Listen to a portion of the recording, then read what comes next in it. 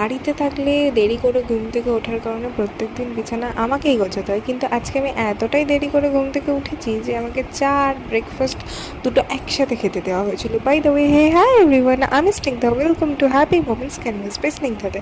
Video edit করতে বসে দেখলাম আমি আজকে প্রচুর পড়াশোনা করে ফেলেছি। স্নান ধান করে ফ্রেশ হয়ে ভাত টাত খেয়ে আমি ভেবেছিলাম একটু রেস্ট নেব, সেই হিসেবে একটু শুয়েছি। দেন আমি পুরো ঘুমিয়ে গেছি, ঘুম ভেঙেছে আমার সন্ধ্যে 6টায়। তারপরে আমি এই নতুন জিনিসটা একটু ট্রাই করতে গেছিলাম, যেটা আমি আগে কোনো দিন ট্রাই করিনি।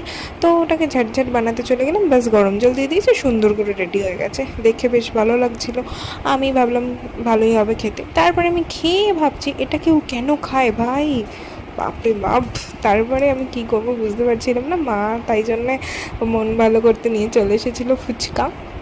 দিন আমি আবার পড়তে বসেছিলাম, বললাম না আজকে একটু বেশি পড়াশোনা করে ফেলেছি, রাতে ডিনার স্কিপ করেছি। আজকের মতো এতটাই, দেখা হবে পরের ব্লগে, বাই।